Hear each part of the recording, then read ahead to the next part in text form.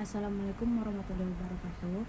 Saya Rizky Novita Elwanda, NIM 19323097.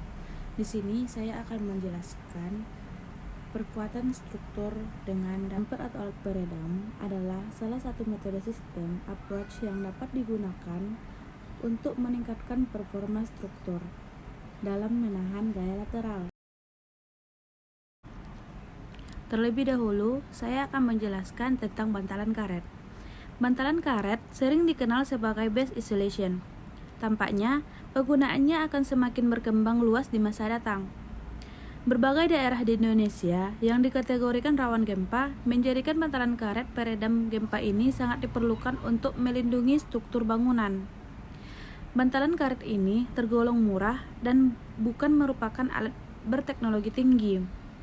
Untuk pengaplikasian bantalan karet, dalam aplikasinya, bantalan karet tersebut dipasang pada setiap kolom, yaitu di antara pondasi dan bangunan. Bantalan karet alam ini berfungsi untuk mengurangi getaran akibat gempa. Sedangkan lempengan baja digunakan untuk menambah kekakuan bantalan karet. Selanjutnya LUD. Prinsip kerja LUD sangat-sangat sederhana. Jika diibaratkan tiang dan badan jalan layang sebagai huruf T, di mana garis melintang sebagai badan jalan. Gerak redam LUD pada saat terjadi gempa akan berlangsung dari arah kiri ke kanan atau sebaliknya. Dengan penggunaan cairan khusus atau gel silikon yang menjadi bantalan pada LUD, guncangan ekstrim akibat gempa pada saat tertentu mengakibatkan LUD terkunci dan mengakibatkan seluruh badan jalan dan tiang akan bergerak serentak ke arah yang sama seperti huruf T. Ke kanan dan ke kiri, sistem ini juga bisa meredam gerak liar akibat guncangan yang disebabkan oleh getaran lainnya. Kekuatan LUD dengan gaya horizontal adalah 3400 kN. Selanjutnya FPD atau Fluid Viscous Damper. Peralatan peredam gempa lain yang cukup terkenal dan banyak diaplikasikan pada struktur bangunan adalah Fluid Viscous Damper atau FPD. Fungsi utama dari peralatan ini adalah menyerap energi gempa dan mengurangi gaya gempa rencana yang dipikul elemen-elemen struktur, sehingga struktur bangunan menjadi lebih elastis dan mampu meredam guncangan gempa. Dengan mengaplikasikan peralatan FPD, gempa rencana yang dipikul elemen struktur menjadi lebih kecil, sehingga dengan kondisi tersebut diharapkan tidak terjadi kerusakan struktur bangunan ketika terjadi gempa. FPD merupakan alat peredam gempa yang berfungsi sebagai disipator energi dengan cara memberikan perlawanan gaya melalui pergerakan yang dibatasi. Gaya yang diberikan oleh FPD timbul akibat adanya gaya luar yang berlawanan arah bekerja pada alat tersebut.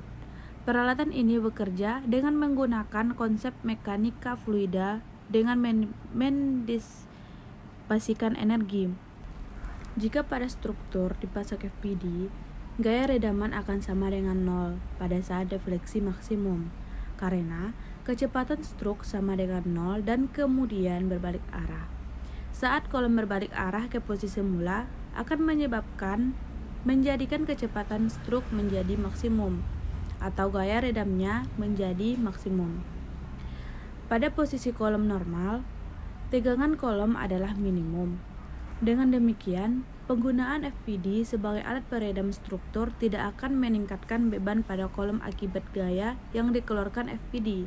Karena saat terjadinya gempa dan gaya damper maksimum, tegangan kolom justru minimum.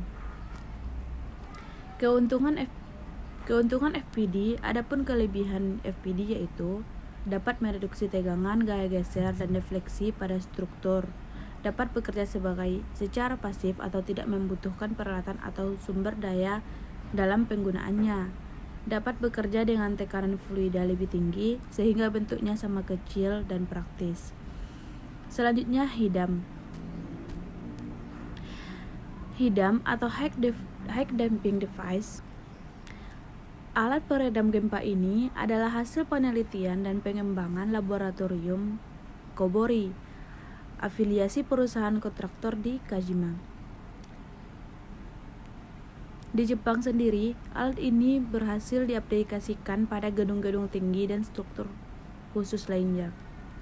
Sekilas mengenai prinsip kerja hidam, secara umum hampir sama dengan FPD, yakni kedua alat ini sama-sama menggunakan prinsip viskositas dalam menciptakan gaya redaman. Berdasarkan hasil penelitian terhadap alat peredap gempa hidam ini, rasio redaman struktur mampu ditingkatkan oleh hidam pada kisaran 10-20%. Cukup sampai di situ penjelasan saya. Salah dan ganjal saya minta maaf, dan wassalamualaikum warahmatullahi wabarakatuh.